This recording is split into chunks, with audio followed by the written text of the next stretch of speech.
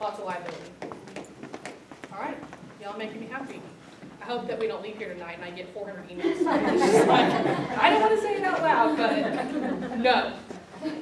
Okay, the next section we're going to talk about is gift giving and gift acceptance. This is another big one that comes up. For everyone that's been trained by Janet, you're familiar with the Ask It Basket that we have in training. And I think every single training, there is a Ask It Basket question about gift giving. When is it appropriate? How is it appropriate? How much? Who? What? All the questions around gifts. So again, we really struggle as a staff with the gift giving policy because we know that everyone in this room, you are volunteers that are already just generous people, generously giving of your time, and you are equally generous with your resources and gifts to your children. And we don't want to stifle. If gift giving is your love language or is your child's love language, we don't want to hold you back from that. So again, as you're hearing this, no, we're setting the lanes. There may be times that it's appropriate to be outside of this. That just means if we're going outside of that, we need to know about it in the office, okay? All right, 2 more volunteers for gift giving. Leanne and Colleen. Okay, the dues on gift giving. Do feel encouraged to give Christmas and birthday gifts to your Casa child or children. Utilize the gifts provided, made available through the Casa office. Inform your supervisor of intended gift giving ahead of time. Check with caregivers before giving gifts and food. Consult your supervisor if you question the appropriateness of your gift. Consider food and treats as gifts. Feel encouraged to bring lunch, snacks, or treats. Look for alternative resources. Be realistic of their gift receiving future. Okay, I had to think about that one. Yeah, I get it. Okay. Okay, don't give gifts valued over $35 without approval of your Casa supervisor. Don't ask for anything in return. Don't spend more than $150 per child on gifts annually. Don't give gifts such as bikes and scooters without proper safety attire like helmets. Don't give money as a gift, and don't show up with a gift every visit. Perfect. Thank you. Any questions? Concerns? Status quo? Is what we're already doing? Talk to the supervisor? It depends. And this is, so in the policy, when you read the whole thing, the first paragraph of the policy is that we encourage you to utilize the resources that are available to you. So we know that, like, we give children bikes at Christmas, but those bikes come often from the Casa program. So that's a potentially $100 gift. That's not your $100. That's Casa's or the community's. So when we're talking about dollar limits and things like that, we're talking about things that are coming very specifically from you to your child. If it's the Casa program supporting your kids, that's kind of a different bucket, so to speak. So again, all of this stuff, and I'm sorry for those that don't want to hear this, all of it comes down to documentation. That as long as we have optimalogs that are supporting what's happening, that we have optimalogs that are documenting what kind of gifts we're giving children, that are documenting what kind of physical interactions we're having with children, just so that we know if there are any red flags popping up, or we know if we need to have a conversation with someone about maybe we need to rein back the gifts a little bit, because I've noticed that maybe you're not giving gifts every visit, but 9 of the last 10. So let's pull it back a little. Okay, so it really is just document, stay within your lane as best you can. It could be appropriate to come out of it, and we're just going to talk about it and pull it back in if it needs to. Okay, on the gift acceptance policy, this one is pretty brief in the policy. We did not have anything in writing about guidelines for when our families or children give us gifts, which doesn't happen too often, but it does happen sometimes that caregivers want to give us something at Christmas or when we close a case and things like that. So basically our policy says that we don't ever want to be perceived as a biased party in our case. So while our cases are active, we generally should not be accepting gifts. We leave room in the policy for, there are cultural practices, it could be emotionally damaging to someone to say, no, I will not accept that Starbucks coffee that you just brought me. So it essentially says, if it's less than $20, you can accept it. If it's more than $20, you should not accept it, and you just need to let them know the policy on it. We do not ever want to go to court and have the attorney for the dad say, well, of course you think that, Lois, because Mom just gave you a $50 gift card for Christmas, so I'd support her after that too. And that come out in court that Lois is now not an unbiased party because maybe Mom is buying her support. Did that happen? Very unlikely. But again, we don't want those things to come up. We don't want it to ever look like we are becoming biased based on the gifts that are given to us repeatedly or of high value. We don't want our support bought in the courtroom, whether that's what's actually happening or not. Okay. All right, the next one is another big one that comes up, I think, in every single training. I see it often on the Ask It Basket. Faith-based communication. Faith-based communication, can I get 2 more volunteers? All right. Cat, the cat. Okay, Kat's gonna read the do's for faith-based communication and Pat will read the don'ts. Do allow children to initiate or lead conversations about faith and their own beliefs. Do have open conversations with children about what they believe, what their belief means to them, and how their beliefs impact their life and relationships. Do share in general what you believe or your own religious practices. For example, I enjoy attending church, or I am a Christian, only if prompted by or if discussion is initiated by the child. Redirect questions surrounding sensitive or potentially damaging topics such as, what does your religion believe about homosexuality? Or do you believe atheists will go to hell? Feel free to pray with the child if requested by the child. Express any discomfort or concern surrounding your opposing beliefs to your Casa supervisor. Don't harm or make room for harm to the child, emotional or physical. Don't share about your faith, beliefs, or practices without prompting from the child. Don't push your own beliefs onto the children, family, or caregiver. Don't share personal beliefs, opinions on sensitive topics, i.e. homosexuality, abstinence, etc. Don't allow your own beliefs to interfere with your ability to advocate for the child's best interest. And don't invite a child to participate in any religious ritual, gathering, practice without written approval from your Casa supervisor. Thank you.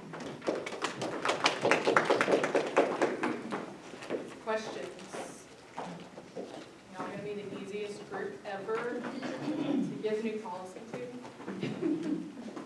No concerns on faith-based communication? We're good? I'm really upset if I get a bunch of emails. Okay, we have one more in this section. So the last one on our contact guidelines that have been revised is contact after case closure. We don't have any policies right now, again, for contact after case closure, primarily because after the case closes, we're no longer a Casa.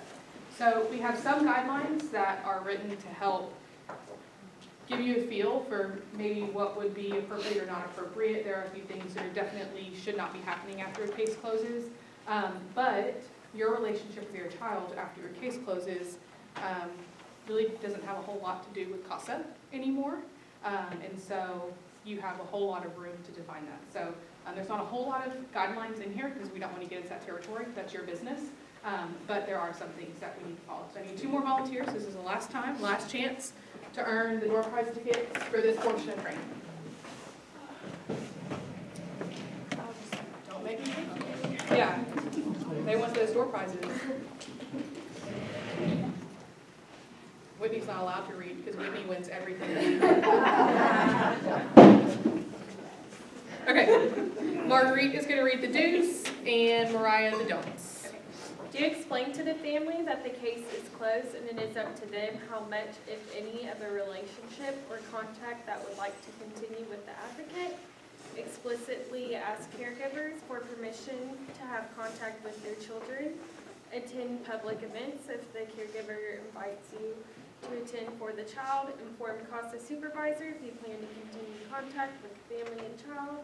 Prepare the child for the case to close. Explain that you might not be around as much.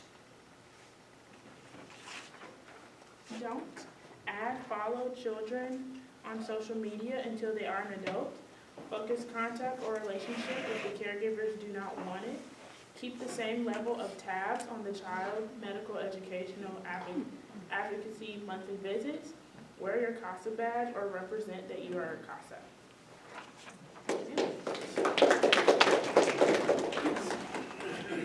Okay, questions, concerns? We good?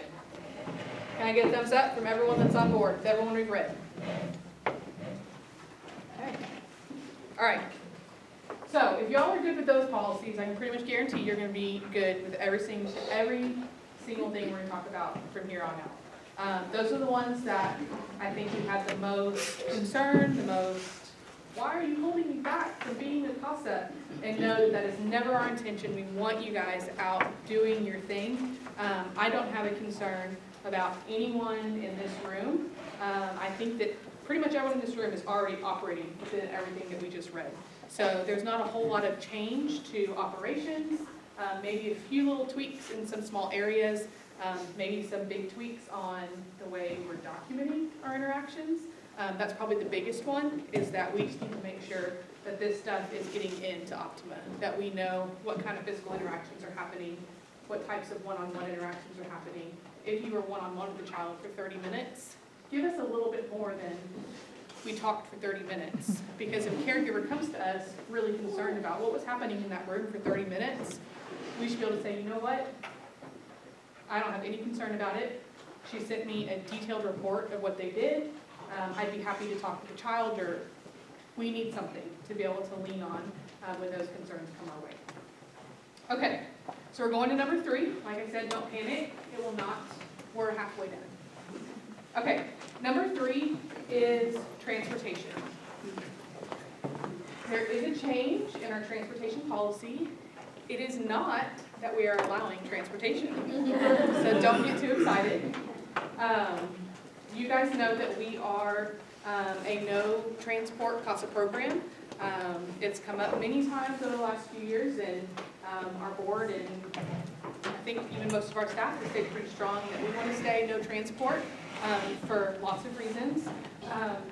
So the most significant change in the policy is that there have been occasions that have come up, which was a part of our policy before. Our policy before basically said the board can accept any policy. The only policy the board has ever been actively providing exceptions to has been transportation. There have been a not even handful of advocates over the last few years that have had a very strong case for a need to transport, took it to the board, and the board gave authorized approval for a specific circumstance for someone to be transported. It's not my intention to open a big can of worms. I'm sorry to the board if y'all get 40 requests following these trainings. But we did feel like it needed to be written in policy that if transportation is approved, there are some state and national guidelines that have to be followed, and it's just easier for us to have it in policy than to communicate that every single time. So basically it says that if the board says, yes, I will approve you to transport your child to summer camp on this date in this location, we have to have a DMV check on file for the advocate. You have to have your driver's license and insurance information on file. We have to have written approval from CPS. You have to have written approval from your Casa supervisor, all of those are guidelines of National Casa. We have absolutely no say when it comes to if we ever do approved transportation, we have to have those things on file. And we also always require a second adult to be present. Again, there's just too much that can happen one-on-one, and I'm not just talking about sexual abuse, I'm talking about kids jumping out of moving cars and you're the only one there to tell the story or be responsible for that child that just jumped out of a moving car on the highway. So many things that can happen.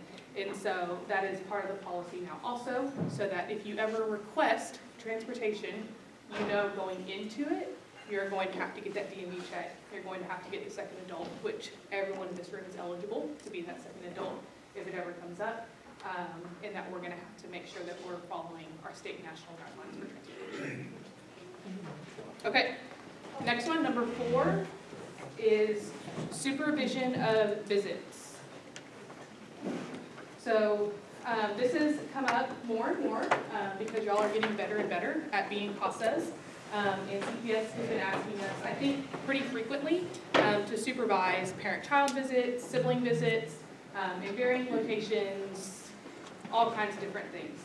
So we've had a few situations come up that have reflected the lack of policy in this area, and this is actually one of the biggest ones that the staff wanted to add.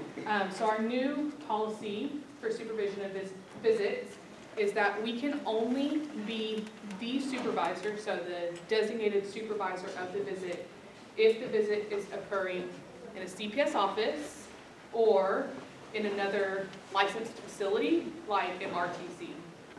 We should not be supervising visits in parks. We had a situation come up that a mom or an advocate was supervising a parent-child visit, and dad said, well, I'm done, bye. And he was gone, and so the advocate is stuck now with the child. CPS dropped the child off.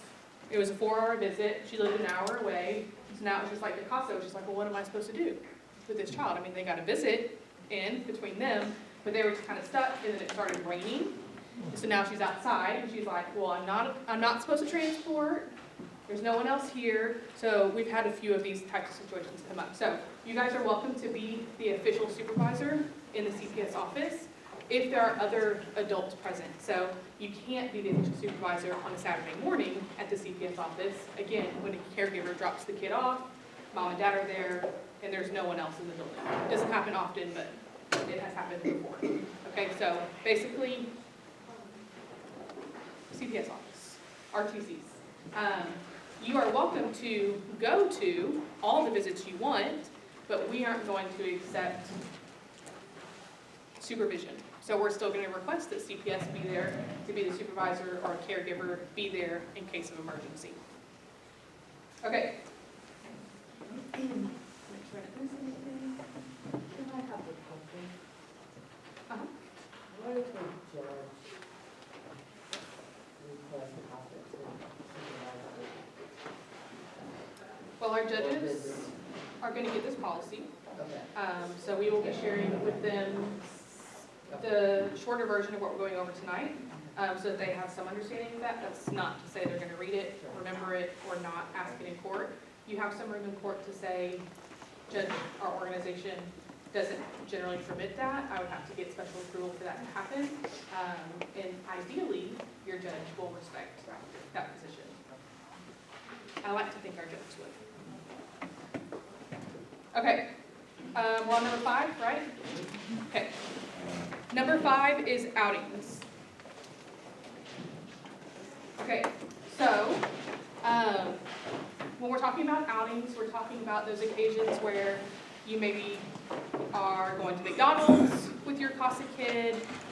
There have been instances where someone's taking their kid shopping, so caregivers like dropped them off at the shopping mall so they can spend an hour to get back to school clothes at Target. These are the outings that we're talking about. So generally, we're not doing a whole lot of outings because, again, we're putting ourselves in one-on-one situations. So written into the policy is that ideally in all outings, the caregiver would be present in some capacity. So present across the store, present waiting outside in their car. So if something happens, your child has a seizure, your child runs away, who are you gonna call? Is there someone within 3 minutes that can respond to that doesn't put you in the position that you're waiting 45 minutes for the caregiver to even get back for y'all to create a plan of action to address the issue? Now, there are situations that a caregiver may not be present.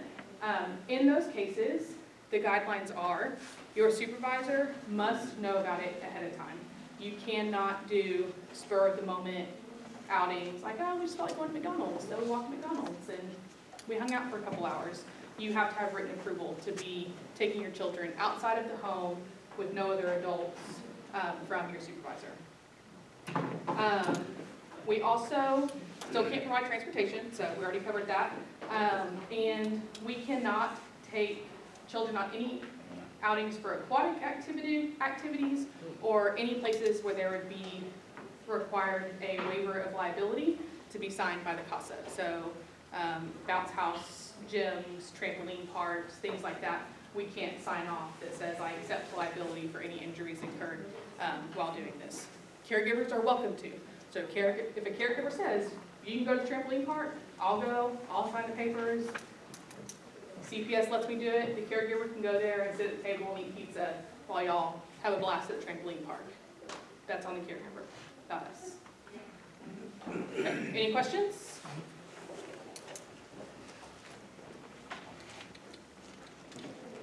Oh, really just too easy.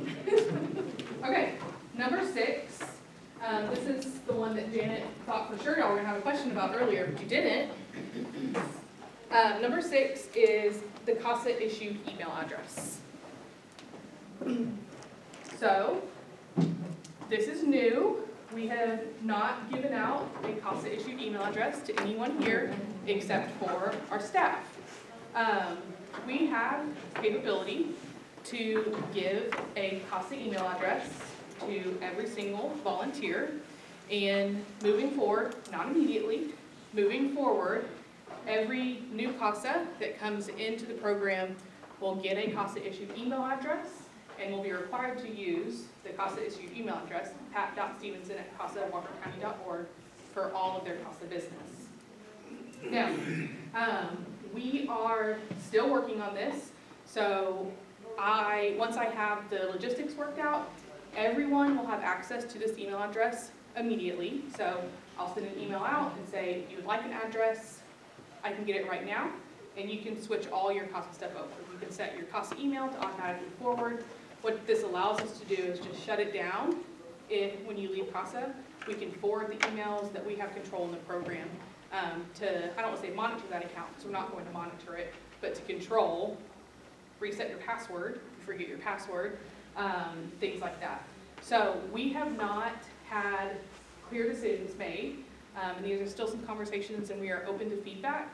We haven't had clear decisions made about you guys, because we know that a lot of you have already created your own Casa email account, and you've been a Casa for 2 years, and every party under the sun knows that email address, and we all know how hard it is to change email addresses.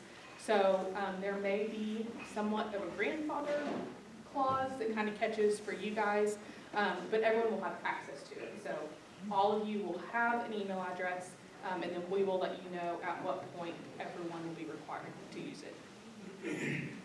Everyone good with that? What kind of email? Is it like a Gmail or Yahoo? A Microsoft, Oh, Outlook? like an Outlook, yeah. Okay, the rest of these are super easy, so we're going to run through them. Number 7 is criminal history checks. The only thing you'll need to know here is that effective 6 months ago, everyone became subscribed in their criminal history. So if you go out and engage in criminal activity, we will be notified in the Casa program. This does not dismiss you from your responsibility to also notify us and tell us why you have new criminal activity popping up on your criminal history check. So, And no. it does not mean a speeding ticket. We are watching you. I get the emails at about 5 a.m., so it's like the first thing I get when I wake up. Okay, so that's really the only significant change, and the other thing is that if you go on leave, which we'll talk about, so if you are not actively assigned to a case, there are a few of you in here that recently closed a case, you don't have a case, we will stay subscribed to you for 90 days unless you resign altogether. So if you say, I don't want a case right now, but maybe next month I need a break, we're still going to stay subscribed to you, so you're still considered active as far as background checks go for 90 days. After that, we will unsubscribe, and then we will resubscribe whenever you come back to your active role as a Casa. So again, everyone still has the same responsibility. If anything new comes up on your criminal history, you should be notifying us, unless it is routine traffic violations. I don't need to know if you get a speeding ticket. If you really want to tell us, you're welcome to, but you don't need to report it to us. Okay, number 8 is Optimus submission timelines. Again, if you read newsletters, this was addressed a couple of months ago. Elaine's going to talk about it a little bit later. There should not be any surprises in the new policy for Optimus submission timelines, because it's pretty much how we're already rolling in our normal operations. Number 9, I really should have made this last because it's one of the most important ones. Number 9 is mandatory reporting. So, who knows our guidelines for reporting suspected abuse as a Casa? If you suspect a child is being abused, what is your responsibility? Okay. Within 24 hours. Okay, Pat says within 24 hours. Agreed? But I think that's Agreed? Disagreed? Thumbs up, agreed, 24 hours. There were only like 4 thumbs, so. Raise your hand if you have no idea what our reporting guidelines are. Honest answer, okay? Okay, so we are in the same category as teachers, social workers. We are considered social workers, so we are mandatory reporters, which means if you have a suspicion, not a confirmation, if you have a suspicion of abuse or neglect for any child, not your Casa child, for any child in the whole world, you have a responsibility to report it within 48 hours. Within 48 hours of the thought of, oh my, we might have a problem. That's when your clock starts ticking, 48 hours to get the report in. You should also be reporting it to your Casa supervisor, but you have the personal responsibility to make sure that report gets in. If, this I think just came up in another Casa program, if you have a suspicion of abuse or neglect, and I like to think it won't happen, and you call the Casa office and you think, I have a bad feeling about it, I think there's something going on, and your supervisor says, you know what, I wouldn't worry about it. That does not disqualify you from having to report it, okay? Everyone on the same page? We are mandatory reporters. We do not have an option. If we suspect anything is happening, we must report within 48 hours. Reports might go away very quickly. It might get processed out right away. That's not for us to decide. That is for CPS investigations. We are required to report. Everyone good on that? Colleen? Report, I mean, obviously the Casa, but are we supposed to report to like CPS or? Directly to. So it has it in the policy that it has the hotline number and the Texas Abuse Hotline website. So you can report in either of those places.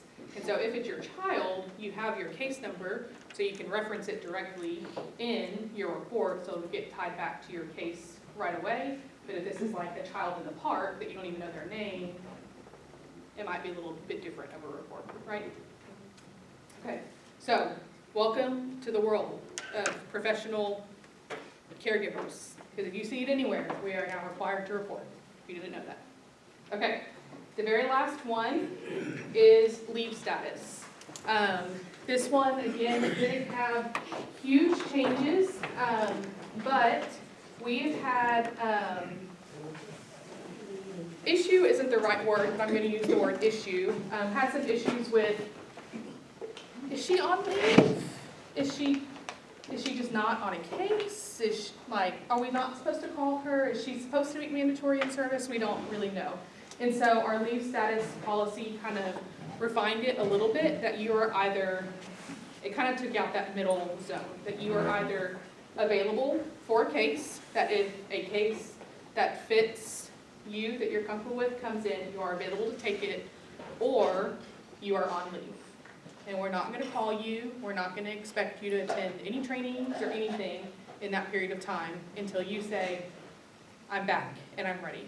So we still have that 6-month leave period. So after you close a case, you can say, I want a break, don't call me for 3 months, I will come back, we'll talk, and then you can take another 3 months, you can take the full 6 months where you can have that conversation.